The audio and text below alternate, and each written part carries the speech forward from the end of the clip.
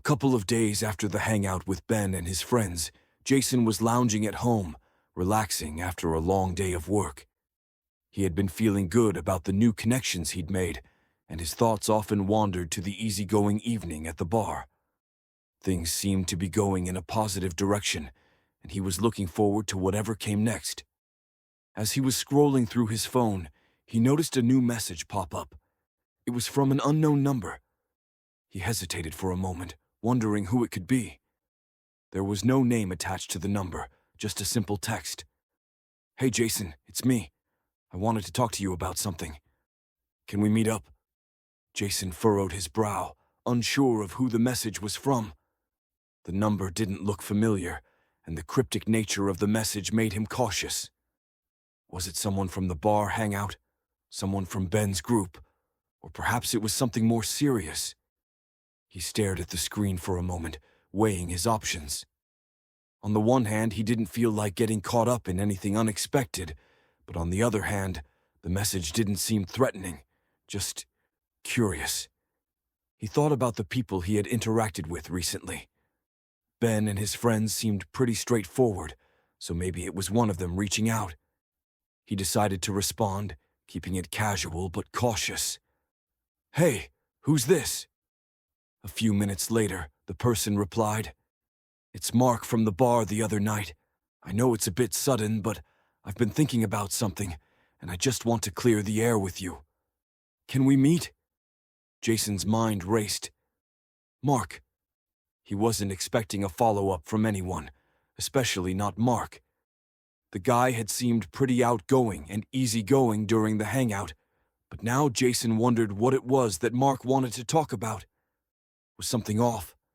Had he said something that hadn't sat right with Mark? "Sure. Where do you want to meet?" Mark quickly responded with a location, an outdoor cafe downtown, a place that Jason knew well. It was quiet, not too crowded, a good spot for a one-on-one conversation. "Let's meet at 3 p.m. I'll be there." Jason nodded to himself.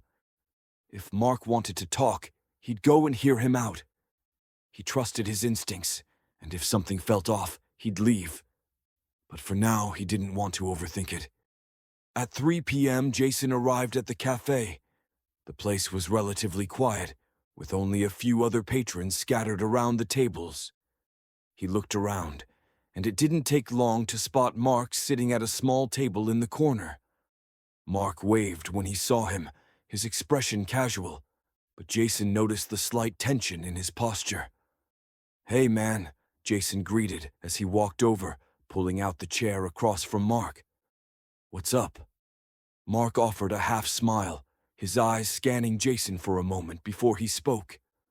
"Thanks for meeting me, man," Mark said, leaning forward slightly. "I wasn't sure how to bring this up, but I just felt like I should clear the air. I know the other night was fun, and we all had a good time, but I don't know. I've been thinking about it." Jason raised an eyebrow, intrigued but cautious. "Okay, what's on your mind?" Mark hesitated, glancing around as if making sure no one was listening. Then he met Jason's eyes again, his tone more serious now. "I've been talking to Ben a lot since that night, and I know this is going to sound a little strange, but I've noticed some things. Ben's been, well, he's been different lately. I think he's been trying really hard to open up, but I don't know if he's fully being himself around everyone, you know? Especially around the group."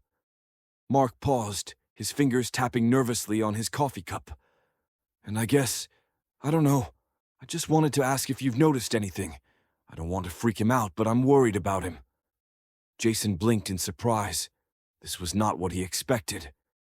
Mark wasn't just trying to chat for the sake of it. He seemed genuinely concerned about Ben. "Wait, you're saying Ben's been acting different?" Jason asked, leaning in a bit. "How so?" Mark shrugged, looking down at his coffee for a moment before continuing. "It's hard to explain. It's like he's not himself, but he's trying too hard to be okay around everyone. He's been more quiet, a little distant, and sometimes I catch him zoning out when he thinks no one's looking. I don't know if I'm reading too much into it, but I think something's up. And man, I trust you. I don't think Ben would open up to me about it, but I think he might with you. You've been there for him." Jason sat back, processing the information. He had noticed Ben seemed more at ease the other night, but had he been putting on a front? Jason didn't want to jump to conclusions, but if Mark was sensing something was off, maybe it was worth talking to Ben again. "Look, I don't know if I can help much," Jason said, his voice steady. "But if you're worried, I'll talk to him. He's been opening up more, but maybe there's something deeper going on." Mark gave a sigh of relief, nodding. "I just don't want him to get lost in whatever's bothering him. I know he hasn't had the easiest time lately, but I think he's really trying to move past it. I just don't want him to fall into a dark place again." Jason leaned forward, offering a reassuring smile. "I'll check in with him. Maybe we can all hang out again soon. If he's struggling, he'll need people who care about him." "Thanks, man," Mark said, his expression softening. "I knew I could count on you." They sat in silence for a moment, both of them lost in their thoughts.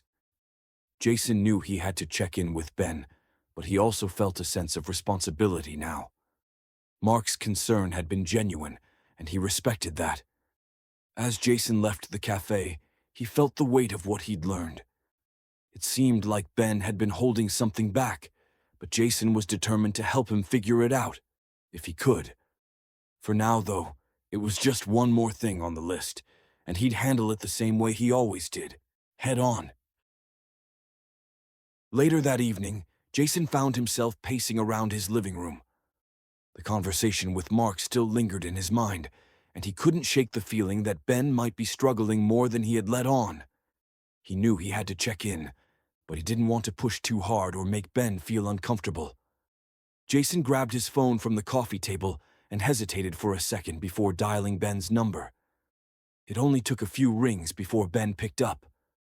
"Hey, Jason," Ben's voice came through the speaker, sounding casual but with a hint of something else underneath, maybe a bit tired. "What's up?" Jason leaned back against the couch, trying to keep his tone light. "Hey, man, just wanted to check in, see how you're doing." Ben chuckled, but it sounded a little strained. "I'm good. Nothing much going on. Just the usual, you know?" Jason could hear the hesitation in his voice. It was subtle, but it was there. He didn't want to pry too soon, but he couldn't ignore the feeling that something was off. "I know you're probably busy, but I was thinking, maybe we could hang out again soon," Jason said, keeping it casual. "You know, just grab a drink or something. It's been a minute since we've had a chance to talk." There was a brief pause on the other end before Ben responded, his voice a little quieter now. "Yeah, that sounds good. I could use a drink. But, honestly, I've just been taking it easy, just kind of laying low." Jason could feel the tension in Ben's words. It wasn't the usual easygoing response he'd gotten before. There was something more there, something he wasn't saying.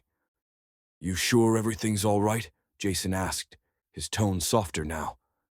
"I don't know. You've seemed a little different lately."